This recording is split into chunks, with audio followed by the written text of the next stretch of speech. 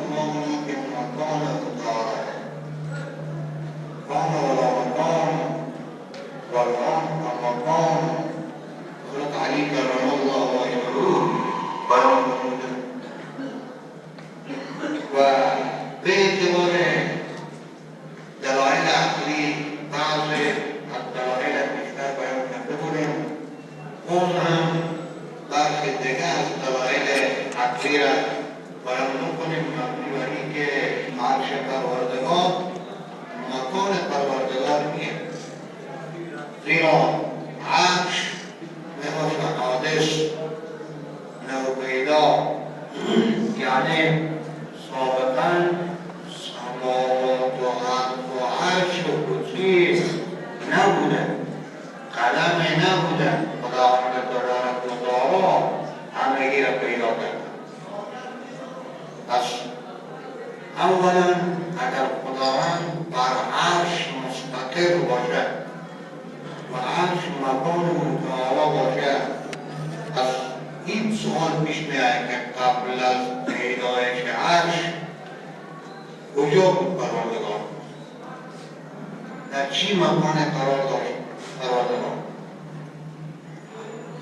دوما هنگامی که عرش پیدا میکنه معاذ الله مثل که بارونه از زمین بیایم و بالا بشینیم، همینطور انتقال پروردگار لازم میشه. اگر عرش مکان پروردگار سابقا عرش نبود، حال عرش پیدا کرد، بالای عرش به گفته ظاهری نشسته و استقرار پیدا کرده، از انتقال پروردگار لازم میشه. نقل و انتقال همگی از صفات قدوس میباشه، از صفات جسمیت میباشه. لازم میشه که پروردگار الله جسم باشه، لازم میشه که پروردگار محتاج باشه به مقام، از این جهت عرش پیدا کرده باشه. آنون که بیاد خود علامت امکان و وقتی که یک علامت امکان در یک کس موجود باشه، پس اون ممکن خداوند واجب کی میتونه ممکن باشه؟ باز ممکن کی میتونه خالق باشه؟ ممکن تو خالق شده نمیده. اما که همگی مسلمان ها معتقدن به این که الله تعالی خالق تمام کون و مکان. همچنین اگر خداوند تبارک و تعالی استقرار مکانی بر عرش داشته باشه، پس لازم میشه که پروردگار محاط هم باشه. زیرا یک جهه و از یک جانب که یک چیز محاط شد، یعنی احاطه بر محاط، از زیر احاطه بر محاط چی برمیکنه؟ از بالا هم احاطه بیاد، از طرف راست و چپ و پیش رو و پشت سر هم احاطه بر او بیاد. پس معاذ الله خداوند تبارک و تعالی میتونه بنابر این گفته که اینها میگن محاط باشه. حالا که پروردگار محاط برسیده چیز نیه، بلکه وکان الله بكل شیء محیط، خداوند تبارک و تعالی بر هر چیز احاطه داره. چیزی بر خدا احاطه نداره. مکان محیط میباشه بر یک چیز و به همین ترتیب لازم میشه که خداوند تبارک و تعالی ذی مقدار باشه. یعنی که ما شما خود خرسه میکنیم هنگامی که روی یک چوکی، روی یک کرسی، روی یک صندلی و به یک جای میشینیم، هم جا از چند حال خالی نیست. یا برابر با نمک، یا اینکه کلانتر از محل نشستن، یا اینکه کوچکتر از محل نشستن.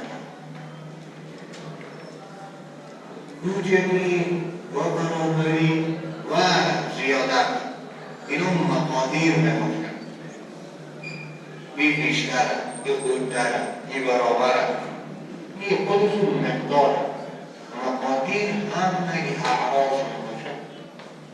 پس در صورتی که عرش برای خداوند تبارک و تعالی مکان باشه، داری که از گفته بعضی از اشخاص معلوم میشه که پروردگار بر عرش نشسته و یک جای خالی بر عرش میباشه، در عرش میباشه که محمد امین علیه السلام اشرف الانبیا در روز قیامت و کنار خداوند تبارک و تعالی میشینه و بیاد و معلوم شد که عرش کلانتر دیگه از خداوند تبارک.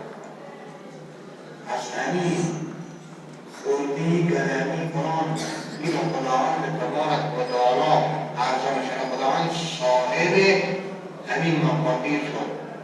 صاحب مقادیر یعنی حادث، زیرا مقادیر خود او حادث می باشد و چیزی که محل حوادث باشه او حادث. علاوه بری لازم میشه که در خداوند ترکیب بیاره موضوعات. ترکیب هم علاوه بر اینکه جسمیت رو تقاضا میکنه، حدوث را هم، امکان را هم، احتیاج را هم تقاضا میکنه. چرا؟ زیرا وقتی که یک چیز صاحب مکان شد، خود مثال بزنیم، وقتی که ما به یک جای نشسته باشیم، طرف راست ما و یک حس از همونجا تمکن دارد، طرف چپ ما به حسه دیگه از اون مکان تمکن دارد. لحاظا میگیم که جانب راست غیر از جانب چپ، زیرا محل جانب راست غیر از محل جانب چپ نباشد. پس همین که حسه راست غیر از چپ بود، حداقل دو حسه پیدا شده، دو جفت پیدا شد. پس همین خود یعنی ترکیب مرکب بودن به معنای احتیاج به اجزا، مرکب بودن به معنای پیدا بودن، مرکب بودن به معنای ممکن بودن، که همه اینا از خداوند تبارک و تعالی دور به وسیله همه عیب نسبت به پروردگار که مرکب باشه، محتاج باشه، پیدا باشه، جسم باشه، وزیر مقدار باشه، کبیر چیزهای بلکه مشکل دیگه که میتونه درست بکنه و بلکه درست میکنه اینه که اگر خداوند تبارک و تعالی بر عرش باشه و عرش از برای خدا مکانی باشه، لازم میشه که هر شب خداوند تبارک و تعالی از عرش پایین بشه بیاید به آسمان دنیا. حالا که حدیث ثابته، حدیث صحیحه که این الله یمسک کل شیء الی السماء الدنیا. خداوند تبارک و تعالی هر شب با آسمان قریب و می آسمان نزدیک و آسمان اول نزول میکنه. و نزول چی باشه؟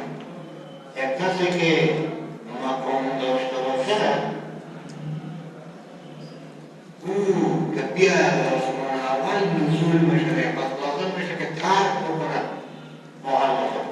حالا که ترک کردن محل نمیاد و این میاد خرج باشه و اگر استوا از میدن چرا که قرآن از این مشان ثابت شد و آیت قرآن از این مشان میاد که الرحمن و علی العرش استوا، یعنی استوای پروردگار بوده و هست و خواهد بود، ازلی و ابدی. و بنابر گفته شما خلاصه میشه که خداوند تبارک و تعالی هر شب بیاد این از عرش خود جدا باشه، فصل و جدایی بیاد از عرش پروردگار. خلاف آیه اگر شما اینو بگید خود پروردگار با عرش درود نمیاد بلکه با عرش میاد با آسمان دنیا میاد.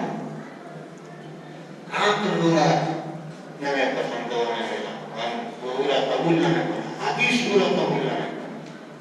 در حدیث مبارک پیغمبر خدا علیه السلام هست که عرش از آسمان‌ها همگی تمام‌تر و اینجا میشه که ما بیایم یک ظرف تمام در یک ظرف خود بجا عرش به او عظمت به او بکرد و به او تیمی بیایم با آسمان دنیایی که خیلی خود بکرد میرسه یک ظرف تمام را باقی بکنه و یک ظرف خود یه ممکن از اون چیزی که لازمه های غلط در برگرده همون گفته و همون نظریه و همون عقیده مغرب او به حقیقت مثل که نرسیده باشه. این هنوز این الله یمسک الى السماء الدنیا کل لیله حتی و سبعها و بگذار که آیات مبارکه و هو معکم اینما کنتم در این مورد چی میگن؟ ظاهری کسانی که میگن خداوند بر عرش تمکن دارد، عرش مکان متعالی میباشد، آسمان مکان متعالی میباشد، پس معنی هو معکم اینما کنتم و هر جایی که شما باشید خدا با شما هست. چی میگن؟ پس لازم میشه خدا بر گفته شما هر جایی باشه و هر جا باشه، نباید مکان خاص. آن گروه‌ها آسمان و عرش مکان خاص و برای پروردگار قرار میدن. در این مورد چی توجیه میکنه؟ اونا با توجیه را قبول می‌دارن. یعنی هر چیز ظاهره بود. از بنابراین لازم میشه که خدا به هر مکان باشه. تو به یک مکان خاص را به خدا تخصیص دادی. همچنین فأینما تولوا فثم وجه الله و هر طرف که رخ بگردانید اون ثم وجه الله، ذات پروردگار در اینجا هست. اینما دیگه به هر جا. پس لازم میشه که خداوند تبارک و تعالی هر جایی باشه. آن که شما خدا به یک جهت و به یک مکان و به یک حال تصویر میده. از این چی توجیه میکنه؟ چی جواب میده نبیانه موارد؟ همین ترتیب از این توجیهات یعنی به بر ظاهر رفتنها خیلی بحرانها در بر دارد. نهایتاً یکی عقیده سلف صالحین رحمهم الله و متقدمین اهل سنت و جماعت بود که نفرض الله الامر الی الله، الرحمن علی العرش استوى به او ایمان داریم و الاستوا معلوم و کیفیته مجهول و الایمان به لازم و السؤال عنه بدعه. سؤال از اون بدعت این خارج از حیطه ذهن ما شما که ما بیاییم و گردابی شده باشیم. و متأخرین اهل سنت و جماعت رحمهم الله اونا میفرمایند که تحویل میکنیم در این مورد، چنانچه که ابن تقی الله و غیر از حضرات علمای دیگر رحمهم الله یک تحویل میکنیم الرحمن علی العرش استوى، یعنی که یعنی خداوند تبارک و تعالی صاحب قدرت بر عرش میباشد. زیرا خود یعنی استوا در لغت عرب به معنی سیطره کردن بر یک چیز، به معنی تصرف کردن یک چیز، به معنی غلبه کردن بر یک چیز.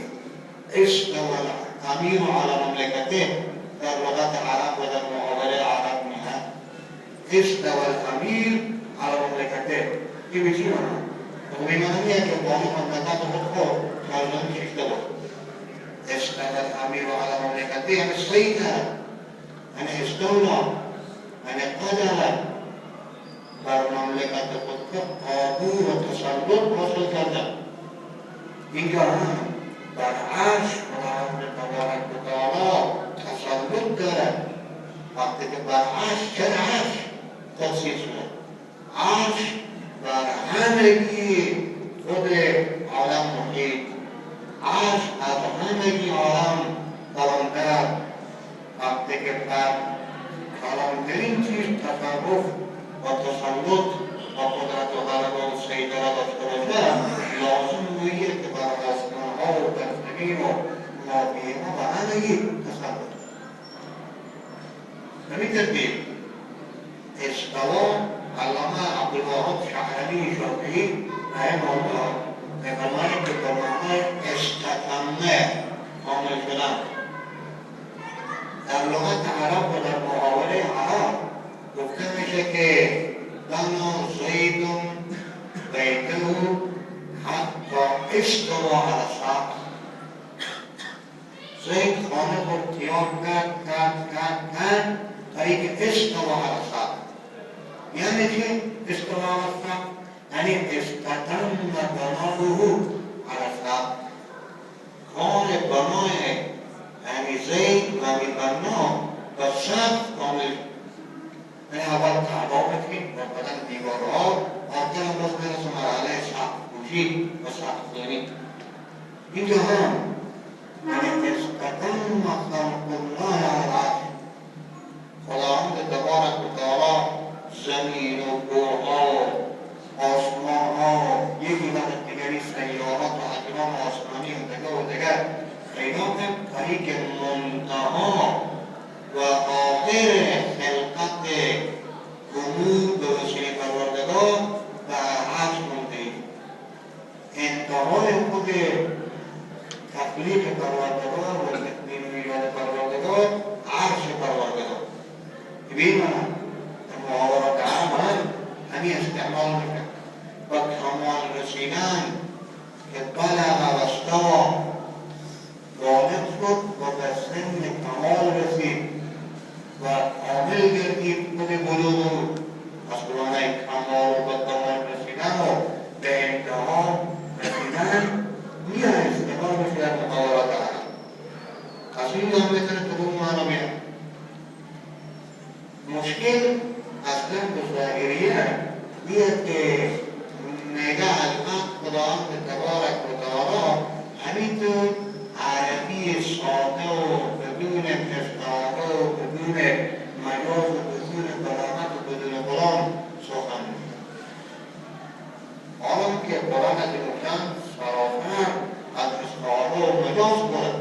اگر کلام عرب نمیبود از مجاز و استعاره و کناره و تشبیه بود از احتیاج به این مسلمانی و متول و کتابهای علم بلاغت و بیان‌آوری چی بوده؟ محاورات عرب بود. این مثلی که ما یک نفر فارسی زبان یا یک فارسی زبان شاعره لیکن تو مثل ما نبود. در سطح شعر و در سطح فصاحت و بلاغت و خود گپ میزنه. تو کلام زود از کلام عادی یک نفری که مثل قانون دیگه تو برای هم بکنی.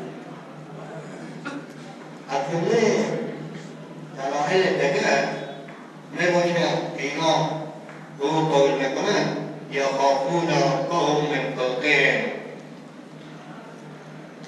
از پروردگارشون میترسند من فوقهم، از بالا سرشون.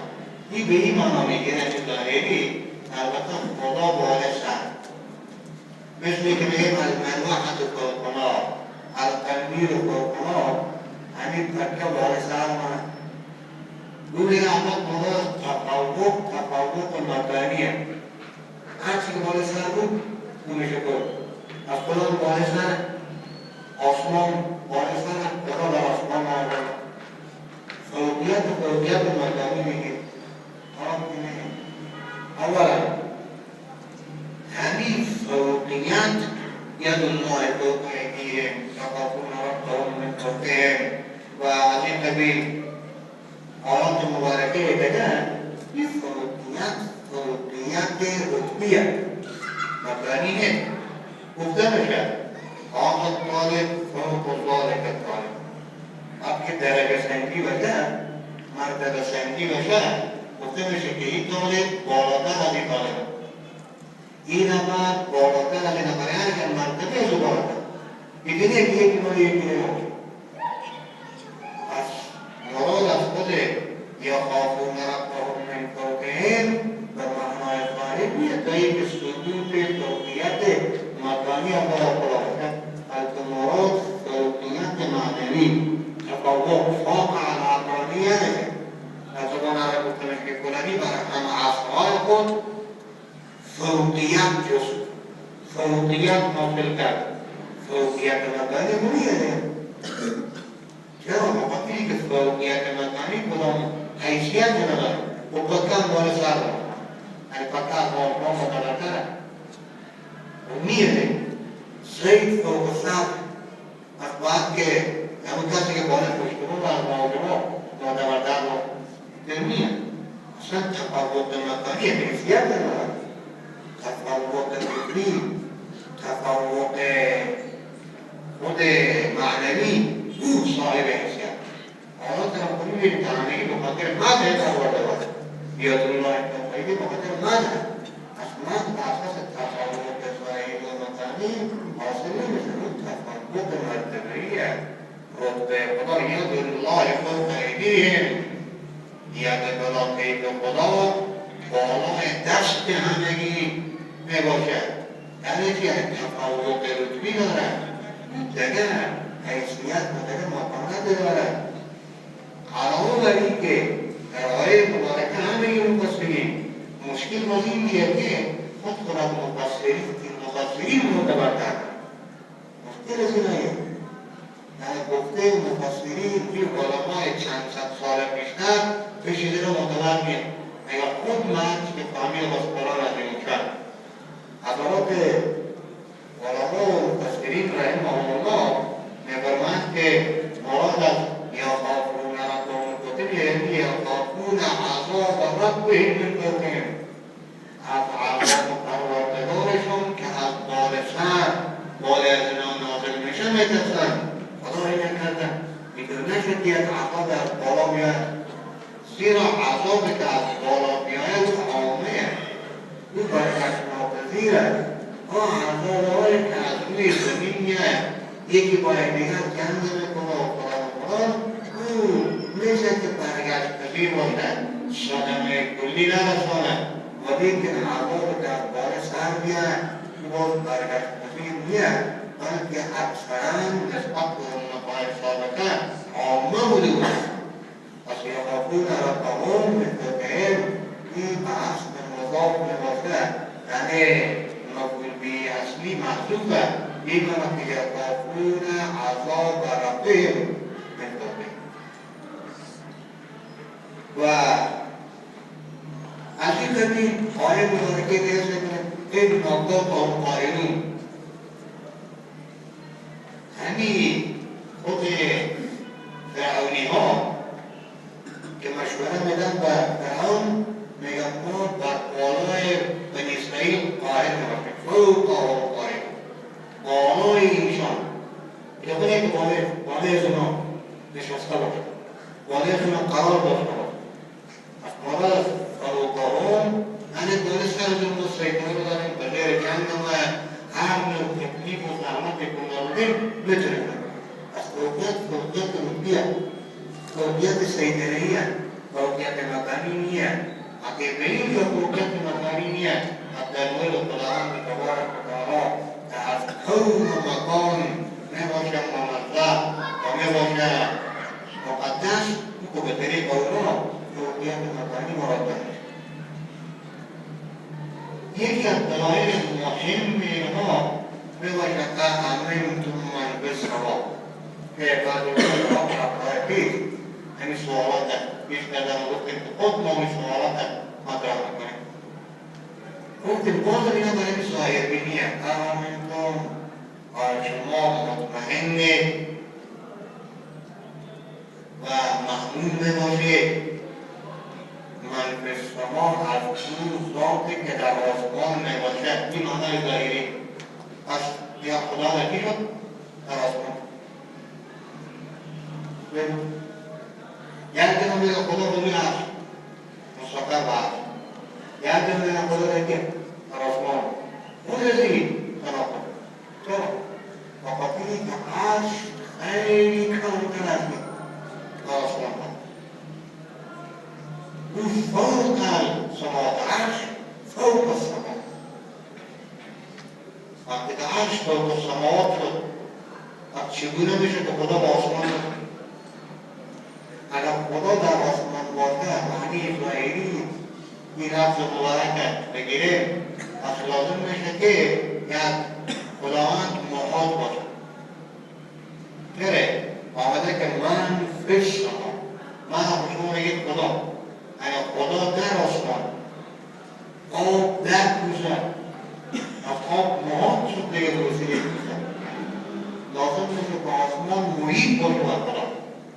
خدا هم محاط آن که بیشتر که لطفا مطلاب نمیده و هم محیط هم بر پس جمعه صفات ذاتی در خاتم باشه در اقیده و میدونید چیزی که محاط بود، چیزی که مصروف بود، او خونتر از ذات بود. یه میشه که ظرف پول گفته مصروف ظرف 1 کیلو جا بگیره که 2 کیلو جا بگیره خوش بوده نمیده. پس اگر خداوند معاذالله در آسمان هفته و آسمان مکان پروردگار باشه پس لازم میشه که خدا خوبتر از این آسمان این خوبی باید نیست که و دیگه این که خوبتر بودن و فلانتر بودن و مساوی بودن گفتم که افزوده مقامی و حراز نگفته و خداوند صاحب مقدار و صاحب عرض نمیگفته. همچنین برو اگر ما بگیم گفته تو که اامنتم من فی السما، بنابر گفته تو خداوند در آسمان باشه، پس در این صورت لازم میشه که خداوند مالک خود باشه. چرا از قرآن شریف تو بنابر فکر تو میگیم، بنابر نظر تو میگیم قل لمن ما فی السماوات والارض قل لله. بپرسید پیغمبر علیه السلام از این کافرها بپرس که لمن از برای چه کسیه ما فی السماوات اون چیزی که در آسمان ها. تو خود میگی خدا هم در آسمان، پس اون چیزی که در آسمان ها می باشه و ما فی الارض اون چیزی که در زمین می باشه مملوک چه کسیه؟ قل لله. همگی ما فی السماوات والارض مملوک پروردگار. شما میگید من فی السما خود خدا، پس لازم میشه که خدا مالک خود، خدا مملوک خود. خب بالکل سرچپه میشه، کل صحیح نمیشه. خداوند مالک و رب العالمین میباشه. اینطوریه که مالک خود باشه، خدا مملوک خود باشه و از یک طرف مالک خود باشه. این چیز نیه. از گفته شما که در امنتم من فی السما همین تا چیز رو استمان که خدا مالک باشه، خدا خوبتر باشه رسمان و خدا مالک خود باشه. بلکه مشکل دیگه که به بار میانه ویه که خدا تنها در آسمان نباشه بنابر گفته تو، بلکه در زمین هم باشه. و هو الذی فی السماء اله و فی الارض اله. فی الارض فی السماء آمده که خداوند در آسمان و در زمین، یعنی باید خداوند در زمین هم باشه تا ای که معلوه و معبود باشه، در آسمان هم باشه تا ای که معبود و معلوه باشه. دوگو میگه نه فقط با آسمان. آیا خب خلاف نظریه تربان میکنن. اینا همگی مقصد ما ایه که الزام بر خود همون کسی بیاید که ظاهر بین میباشه، ورنه اهل سنت والجماعت رحمهم الله هر آیه به معنای خود و به مفهوم صحیح خود نقل میدن. پس مراد چیه؟ از اامنتم من فی السما مرادیه که اامنتم من عذابه فی السما. آیا شما مأمون و مطمئن و پر و پاغرس می باشید از او تو ذاتی که عذاب او در آسمانه؟ و پیشتر هم بیان کردیم که عذاب زمینی هم داریم از جانب خداوند تبارک و تعالی. عذاب سماوی پروردگار خیلی سخت‌تر می باشه. ای که تندر بیاید، ای که طوفان بیاید، ای که فلان بیاید، یعنی صحابه و ابر بیاید و همه گیر به عذاب خود در بر بگیره. امنتم من عذابه فی السما. اکثر عذاب ها جانب آسمان میاد. نمیگم که امور سماوی، عذابهای سماوی یعنی از جانب آسمان، یعنی بدون از این که کس دیگه واسطه باشه در عذاب، یا ای که معنای امنتم من ملکه فی السما. آیا شما مطمئنید از او تو ذات پروردگاره که ملک و پادشاهی و قدرت و سیطره او در آسمان می باشه؟ اگرچه که سیطره و قدرت پروردگار در زمین هم می باشه، لیکن در آسمان دگه کبکبا و دبدبه، دگه ملکوت و جبروته، به اونجی ترمپ و کافر و فلان و دگه نیه، همگی که از عابد و ساجدگی پروردگار، اونجی مالکیت و ملک و شهنشاهی پروردگار بیشتر ظاهر. پس بی خاطر نسبت به آسمان میکنه که اامنتم من ملکه فی السماء. لازمه که این توجیه بشه، لازمه که این تعبیل بشه، بالکل تعبیل نمیکنه. لازم نیه که حتما من کی باشه، عبارت از خدا باشه، تا ای که تو بگی از جای ثابت شد که خدا در آسمان. نه، اامنتم من فی السماء از جبرائیل امین مطمئنی که عذاب خدا رو والد نمیاره به دستور پروردگار.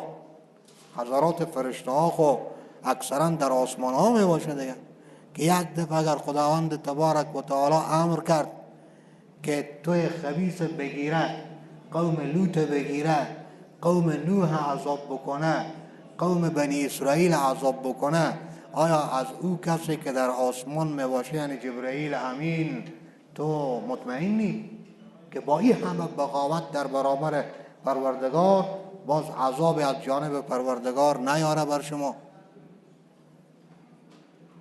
از جمله دلایل خو خیلیه که اینا میگن، ولیکن همگی تو خالیه، همگی فقط به خاطر مردم فریبیه، به خاطری که اغوا بکنه عقاید خود اهل سنت و الجماعت رحمهم الله را. هو الله فی السماء، آیه مبارکه هو الله فی السماء، او خداوند در آسمان است. هو الله فی السماء، ولیکن معنی ازی چیه؟ اینا میگه او یعنی خدا، الله الله این مثل بدل گرفته باشه نه، فی السماء، الله فی السماء، هو خوب بگذار سر جا، معنی ازی هم سم نمیفهمه که هو الله فی السماء یعنی نه، یعنی الله فی السماء هو حذف میکنه. نه، بلکه اگر این تو باشه برو همی گفته تو الله فی السماء ظاهر صحیح بکنیم، آیه دیگه هم داریم هو الله فی السماوات والارض. پس باید که خدا هم در آسمان هم در کی باشه؟ در زمین. تو خب میگی بالکل به زمین نیه، مثل که زمین خدای نداشته باشه. این مقصد ازی همین، یعنی فقط خدا در آسمان باشه. خود آیه میفرماید که هو الله فی السماوات والارض. در این مورد چی میگی؟ جواب همین ظاهری چیه در این مورد؟ هیچی. این آیه رو قط میکنه از خود مردم، او آیه دیگر به خورد مردم میده که معنای هو الله فی السماء یعنی آسمان، خدا در آسمان. حالا که همین هم غلط، همین هم تحریفه در معنی قرآن عظیم و شان. این چی میگی که هو معکم اینما کنتم؟ تو میگی هو الله فی السماء، خدا در آسمان، اینما کنتم هو معکم اینما کنتم. در این مورد چی میگی؟ در این قوی به این معنی که به هر جا باشید خداوند با شما، به هر طرف، به هر جهت، به زمین، زیر زمین، به آسمان، به فضا، به جو، به کرات، به هر جا که باشی خدا با تو میباشه. در این مورد چی میگی؟ علامه بیضاوی رحمه الله توجیه میکنه، او شافعی مذهبه رحمه الله. اینا همین توجیهات بخاطری که هیه که عقیده اهل سنت و الجماعت که برگرفته از آیات قرآن عظیم شان و همچنین احادیث پیغمبر خدا علیه السلام و صحابه مبارک می باشه، او محفوظ باقی بمانه. این توجیه مطابق باشه با او. بیضاوی صاحب می فرماید که الله اسم گرفته شده از اله، پس هو الله یعنی هو معلوه، هو معبود فی السماء. خداوند تبارک و تعالی در آسمان معبود می باشه، در زمین هم معبوده، لیکن در زمین معبودهای باطل دیگه هم هست دیگه. فرعون هم میگه انا ربکم الاعلی، مورد پرستش قرار میگیره. نمرود هم که از دعوای خدایی میکنه و مورد پرستش قرار میگیره. لات و منات و هبل و عزا و فلان و فلان، حتی حیوان و گوساله و گو هم مورد پرستش قرار میگیره. هرچه که در آسمان معبودیت مختص به پروردگار، اونجی ملائکه پروردگار و معصومین می باشه که به جز خدا دیگه کسی عبادت نمیکنه. پس چون مظهر پرستش حق و یگانه از برای خدا در آسمان می باشه، از این جهت می فرماید که هو الله فی السماء، الله وانی معلوم بنابر فرموده جناب حضرت امام بیضوی رحمه الله. بلکه لازم خونیه که آیه را همینطور قرائت بکنه، نه قاری های جهان اسلام هو الله خلاص ببینجی وقف، او الله هست. فی السماء یعلمه، بعدا یعلمه میاد آیه مبارکه چیه؟ هو الله فی السماء، نه بعد از او آیه، بعد از او یعلمه میاد که همین خود فی السماء تعلق به یعلمه میگیره و فی الارض تعلق به یعلمه میگیره. یعنی آنچه را که در آسمان و زمین است میدانه پروردگار. این فی السماء جار و مجرور تعلق به فعل بعد میگیره، بعد از خود تعلق به خود الله نمیگیره، زیرا اگر بنابر ظاهر بگیریم همین جار و مجرور به چی تعلق میگیره؟ یک متعلق خمی از لحاظ قاعده عربی و نحوی این به چی تعلق میگیره؟ یقوی بیمانه نیه که هو الله کائن فی السماء بگفته تو، هو الله متمکن فی السماء بگفته تو، نه، بلکه هو الله فی السماء معبود فی السماء، یک که وصف مشهور، یا ای که همو خود اسم مشتقی بگیریم الله هم، یا ای که هو الله خلاص توقف به اینجی. فی السماء تعلق میگیره به فعل بعدی که یعلمون باشه. به می ترتیب از گفته فرعون که خداوند تبارک و تعالی از او نقل میکنه یک دلیلی میگیره، لعلی اطلع الی اله موسی، به من یک قصر تیار بکن از گل آتش افروخته، یعنی از خود صفات، تا ای که ما برم اطلاع پیدا بکنم به سوی خدای موسی. مجسمه و مشبهه، پس از این معلوم میشه که خدا در کی؟ در آسمان. اگر نمی بود فرعون کی میگفت که بیا با ما چی تیار کو؟ اوقد علی الطین، آتش بر تین و بر گل بیافروز، لعلی اطلع الی اله موسی. ولیکن این زمانیه که حضرت موسی کلیم الله علیه السلام در جواب سوال خود فرعون که من ربک، این تو میگفت که الرب فی السماء. این هم دستی باز با هامان و به یکی دیگه میگه ابن لی صرحا لعلی اطلع الی موسی، یا ای که آیات مبارکه دیگه صحیح شد. حالان که نه، میگه هو رب السماوات والارض، خداوند تبارک و تعالی پروردگار آسمان و زمین می باشه، مالک آسمان و زمینه. او توصیف و تهدید به توصیف و تهدیده که بنده میکنه نمیشه. پس هو الله فی السماء هم دال نیه برای چیز، اانتم من فی السماء، امنتم من فی السماء هم نیه دال برای چیز، یا خافون ربهم من فوقهم هم دلالت نمیکنه برای که خدا بعد در آسمان باشه. الرحمن علی العرش استوى هم دلالت نمیکنه. چنانچه که رب ابن لی عندک بیتا فی الجنه، آسیه میگه نه، زن فرعون، که ای خدایا برای من خانه به نزد خود در جنت. آیا خب معنی نیه که خداوند به جنت باشه؟ و جناب آسیه رضی الله عنها باک رب ابن لی بیتا عندك بیتا فی الجنه، به پیش خود. عنده مکانی نیه، بلکه عنده دلالت بر رتبه میکنه، دلالت بر شرف میکنه که خدایا مر به پیش خود مشرف بدار. به نزد خود مشرف بدار عند ملیک مقتدر. اینطور که پیش خداوند تبارک و تعالی به گفته ظاهریه شیشته باشه این نفر، نه عند ملیک مقتدر له عندی نعمه له عندی ید، او به پیش ما یک نعمت داره، اینطور که همان نعمت تجیب ما باشه یا ای که پیش ما باشه، نه این زبان عربیه، زبان عجمی نیه که ما بیایم بم طبق گفته خود خود چیکار بکنیم، ترجمه بکنیم طبق فوای خود خود، بلکه بم زبانهای ما و شما هم فلانی پیش ما خیلی قدر داره، فلانی پیش ما معتبره، فلانی پیش منه، میور مثلی که پیش ما داشته باشی. این به چی معنی؟ بی معنی که قابل قدر پیش ما، قابل اعتناع پیش ما، قابل شرف و کرامت پیش ما. اینه که پیش ما یعنی که به پیش ما شیشته ما طور میارم پیش خو میارم. این به معنی نیه که ایر بیارم پیش خو باشنه، پیش خو میارم یعنی که رتبه طور بالا میبرم تا ای که از لحاظ رتبه چی بشی مقربتر.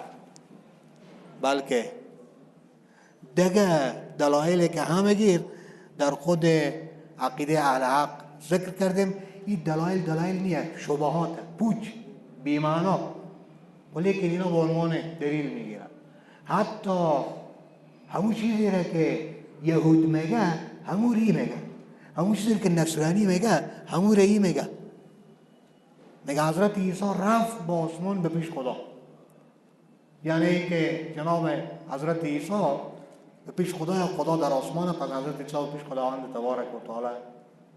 و از برق آیات قرآنی استدلال میگیرین، همه استدلال های پوچ میباشه و به اینجی اکتفا میکنیم درس.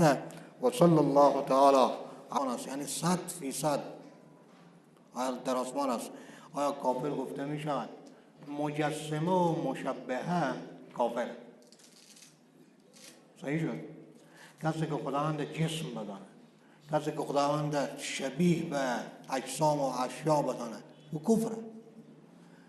و با این وجود اهل سنت و الجماعت تا هنگامی که این نفر عقیده خود 100% به گفته ای برادر بیان نکنه، حکم تکفیر به یک برادر مسلمان نمیکنه. یک دفعه تحقیق تثبیت بشه که او چی نظر داره در این مورد، آیا خداوند جسم میدانه، آیا آسمان یا عرش مکان خدا میدانه.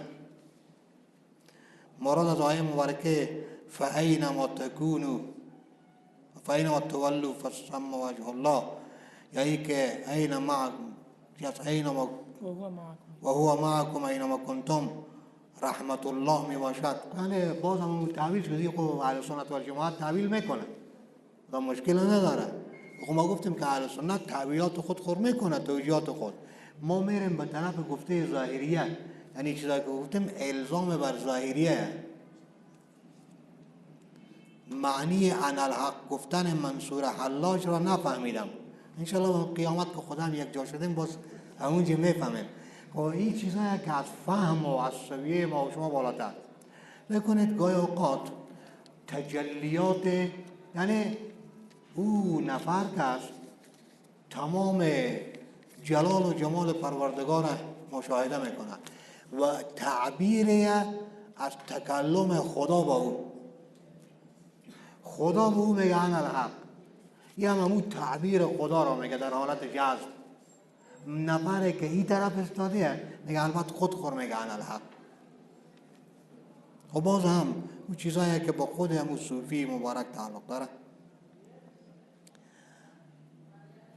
این مسئله همون مسئله کنیزک که گفتیم خود بعض برادرها از این کنیزک هم خیلی استدلال میگیرن و در درس بعدی هفته آینده احادیثی که بعضی از برادرها پیرامون وجود خدا در آسمان سخن میگن و استدلال میگیرن او را بیان میکنیم با همراه خود جوابات او.